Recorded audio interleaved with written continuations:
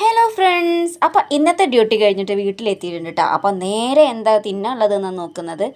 അപ്പോൾ നല്ല സാമ്പാറുണ്ട്, പിന്നെ കാര്യമായിട്ട് അധികമൊന്നുമില്ല കേട്ടോ. ഈ കഷ്ണം എന്താണെന്നറിയോ, ഇത് നമ്മളെ ഉണ്ണിത്തണ്ട് ഉണ്ടല്ലോ, അതുകൊണ്ടുള്ള സാമ്പാറാണ്.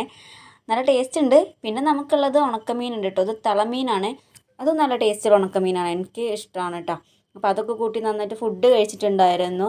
എന്നിട്ട് ഞാനൊന്ന് റെസ്റ്റ് എടുക്കാൻ വേണ്ടിയിട്ട് മുകളിലേക്ക് പോയതാണ്. അപ്പോൾ കണ്ട കാഴ്ച എന്താണെന്നറിയോ, നമ്മളെ റൂമിൻ്റെ കോലാണ്. ഇത് എന്താ പൂരപ്പറമ്പാണെന്ന് വരെ തോന്നിപ്പോവും, അത്രയും സാധനങ്ങളുണ്ട്. കത്തി കടാര എന്ന് വേണ്ട എല്ലാതും ഒരു കുടക്കീഴിൽ എന്നൊക്കെ പറയുമല്ലോ, അതുപോലെയാണ് നമ്മൾ റൂം കിടന്നിട്ടുണ്ടായിരുന്നത്. എൻ്റെ കബോർഡ് കണ്ടില്ലേ, എന്താല്ലേ കോലം. നമ്മൾ ഡെയിലി യൂസ് ചെയ്യുന്ന റൂം തന്നെ കേട്ടോ. അപ്പോൾ എന്തായാലും ഇത് കൈയോടെ ഒന്ന് ക്ലീൻ ആക്കി വെക്കാമെന്ന് വിചാരിച്ചിട്ടുണ്ട്. അപ്പോൾ ആദ്യം തന്നെ ബെഡ്ഷീറ്റൊക്കെ ഒന്ന് മാറ്റുന്നുണ്ട്. കുറച്ച് നേരം ഉള്ളെങ്കിലും ആ കുറച്ച് നേരത്തിന് നല്ല അടിപൊളിയായിട്ട് അവിടെ കിടന്നോളല്ലോ. ഈ കുഞ്ഞുമക്കളുള്ള വീട്ടിലൊക്കെ എത്ര റെഡിയാക്കി കഴിഞ്ഞാലും അത് പണ്ടത്തെ രീതിയിൽ തന്നെ പോവുമല്ലോ അല്ലേ. അപ്പോൾ അതുതന്നെയാണ് എൻ്റെ ഇവിടുത്തെ അവസ്ഥ. എൻ്റെ ഒരു മകനുണ്ട്, ചാടി കളിച്ചിട്ടും കുത്തി മറിഞ്ഞിട്ടൊക്കെ അതങ്ങോട്ട് കൊളാക്കിയിടും. പക്ഷെ ആൾ നല്ല ഹെൽപ്പിംഗ് ആട്ടോ, എന്നെ നല്ല സഹായിക്കും എൻ്റെ മകൻ. എന്തെങ്കിലുമൊക്കെ എടുക്കാൻ പറഞ്ഞാലും എന്തെങ്കിലുമൊക്കെ റെഡിയാക്കി വെക്കാൻ പറഞ്ഞാലൊക്കെ അതുപോലെ ചെയ്യും കേട്ടോ.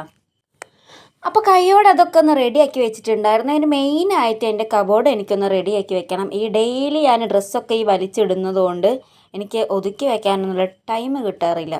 അപ്പോൾ നമ്മൾ ഡെയിലി വെയേഴ്സൊക്കെ വെക്കുന്ന, മീൻസ് ഓഫീസ് വെയറൊക്കെ വെക്കുന്ന എൻ്റെ കബോർഡാണ്. രണ്ട് കബോർഡിലും എൻ്റെ ഐറ്റംസ് തന്നെയാണുള്ളത്. അപ്പോൾ ഞാൻ അതൊക്കെ ഒന്ന് മടക്കി വെക്കാൻ വേണ്ടി എല്ലാതും പുറത്തേക്ക് ഇട്ടു. എന്തായാലും ഒരെണ്ണം എന്ന് പറ്റുള്ളൂ, താഴത്തത് ഞാൻ തൊട്ടിട്ടില്ല. അപ്പോൾ ഒരു കബോർഡ് എന്തായാലും മടക്കി വെക്കാമെന്ന് വിചാരിച്ചു. അപ്പോൾ ഞാൻ പാൻറ്റും ഷോളും സെറ്റായിട്ട്, മീൻ പാൻറ്റും ടോപ്പും സെറ്റായിട്ട് ഓരോന്ന് എടുത്തിട്ട് വെക്കണുണ്ട് കേട്ടോ. അപ്പോൾ ഒരുപാടൊന്നുമില്ല, കുറച്ച് ഡ്രസ്സൊക്കെ ഉള്ളൂ. അതിങ്ങനെ മാറ്റി മറിച്ചിട്ടൊക്കെ ഇങ്ങനെ ഇടുന്നിട്ടാ. അപ്പോൾ ഇതിൽ ഏറെക്കുറെ ഡ്രസ്സൊക്കെ എൻ്റെ നാത്തൂൻ തന്നതാണ് കേട്ടോ. അവൾ കുറേ ഡ്രസ്സ് എടുക്കും. അപ്പോൾ അതിൽ 2-3 എനിക്ക് തരും. പിന്നെ അവൾക്ക് കൊള്ളാത്തതുണ്ടെങ്കിലും എനിക്ക് തരും കേട്ടോ. ഞാൻ പിന്നെ എല്ലാ കാലത്തും ഈ ഒരു കോലമായതുകൊണ്ട് എനിക്ക് ആരുടെ ഡ്രസ്സ് വേണമെങ്കിലും ഇടാം.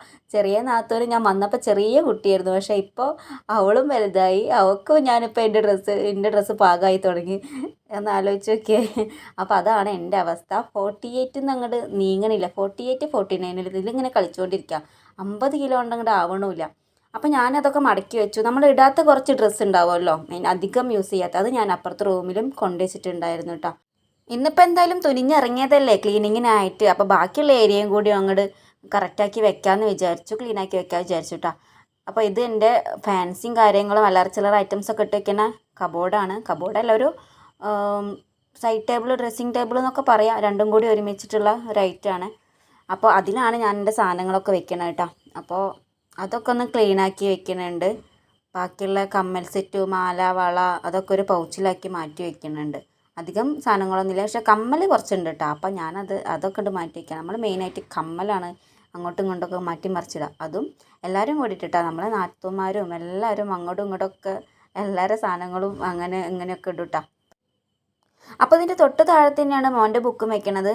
അവന് ഞാൻ ഗോവയിൽ പോയപ്പോൾ കുറച്ച് കളറും കാര്യങ്ങളും ബുക്കും ഒക്കെ കൊണ്ടുവന്നിട്ടുണ്ടായിരുന്നു. അപ്പോൾ അതൊക്കെ കൂടി കുത്തി മറിഞ്ഞ് കിടക്കുന്ന ഒരു പരുവത്തിലായിരുന്നു കേട്ടോ. അപ്പോൾ ഞാൻ അതൊക്കെ ഒന്ന് ക്ലീൻ ആക്കാമെന്ന് വിചാരിച്ചിട്ട് അവിടെ ഇരുന്നിട്ടുണ്ട്. പിന്നെ കുറച്ച് ലൈബ്രറി ബുക്ക് ഉണ്ട് കേട്ടോ. അതിൻ്റെ ഇടയിൽ നമ്മൾ കുറച്ച് വായിക്കുന്ന കൂട്ടത്തിലൊക്കെ ആയിരുന്നു കുറച്ച് മുന്നേ കേട്ടോ. നമുക്ക് കുറച്ച് ഒഴിവ് സമയങ്ങളൊക്കെ കിട്ടുമ്പോൾ നമ്മൾ വായിക്കാൻ വേണ്ടിയിട്ട് കുറച്ച് ലൈബ്രറിയിൽ നിന്ന് ബുക്ക് എടുത്തിട്ടുണ്ടായിരുന്നു. അപ്പോൾ അതും അതിൻ്റെ ഇടയിൽ കുന്നുകൂടി കിടക്കുന്നുണ്ട്. ഇത് നമ്മളെ ഒരു കാലത്ത് ട്രെൻഡിങ് ആയിട്ടുണ്ടായിരുന്ന റാം കെയർ ഓഫ് ആനന്ദി ഉണ്ടായിരുന്നല്ലോ, അതായിരുന്നേ. അപ്പോൾ അത് കിട്ടിയപ്പോൾ തന്നെ ഞാനത് ഒരു 2 ദിവസത്തിൻ്റെ ഉള്ളിൽ എന്ന് പറയാം, അത് മൊത്തം വായിച്ച് തീർത്തിട്ടുള്ളൊരു ബുക്കായിരുന്നു.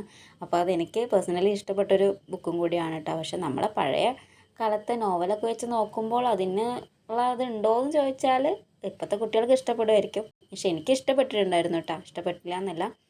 പിന്നെ ഞാൻ അലക്കാനുള്ള ഡ്രസ്സും കാര്യങ്ങളൊക്കെ മാറ്റിയിട്ട് വെച്ചിട്ടുണ്ടായിരുന്നു. പിന്നെ ഇത് നമ്മളെ ബാൽക്കണി കേട്ടോ, ബാൽക്കണി എന്ന് പറയാം. ഇതൊരു ഒഴിഞ്ഞ സ്ഥലമാണ്. അപ്പോൾ നമ്മൾ റൂമിലേക്ക് കടക്കണോടത്തുള്ളൊരു സ്പേസാണ് കേട്ടോ അത്. അപ്പോൾ അവിടെയും ഒന്ന് ക്ലീൻ ആക്കാമെന്ന് വിചാരിച്ചിട്ടുണ്ടായിരുന്നു. അപ്പോൾ ഒന്ന് തൊട്ടാൽ അതിൻ്റെ പിന്നാലെ ഒരുപാട് സ്ഥലങ്ങൾ വരുമല്ലോ, അപ്പോൾ അതുപോലെയാണ്. അപ്പോൾ അവിടെയൊക്കെ ഒന്ന് ക്ലീൻ ആക്കിയിട്ടുണ്ട്. നമ്മളെ കോണിൻ്റെ എൻഡിലും നമ്മളൊന്ന് ക്ലീനാക്കി വെച്ചിട്ടുണ്ടായിരുന്നു. അങ്ങനെ ഇന്നത്തെ പരിപാടികളൊക്കെ ഏകദേശം ക്ലീനിങ്ങും കാര്യങ്ങളൊക്കെ കഴിഞ്ഞിട്ടുണ്ട്. അപ്പോൾ വൃത്തിയായോ എന്ന് ചോദിച്ചാൽ ഒരു വിധത്തിൽ വൃത്തിയാക്കി വെച്ചിട്ടുണ്ട്. ഇനിയിപ്പോൾ അത് എത്ര ദിവസത്തിനൊന്നും അറിയില്ല. സാധാരണ സൺഡേ കിട്ടുമ്പോഴൊക്കെ ഞാൻ റെഡിയാക്കണതാണ്. പക്ഷെ കഴിഞ്ഞ ഞായറാഴ്ച നമുക്ക് ടൈം കിട്ടിയില്ല. അന്നൊരു പരിപാടി ഉണ്ടായിരുന്നു. അതിൻ്റെ മുന്നേ നമുക്ക് ടൈം കിട്ടിയില്ല. അപ്പോൾ അങ്ങനെയൊക്കെയാണ്.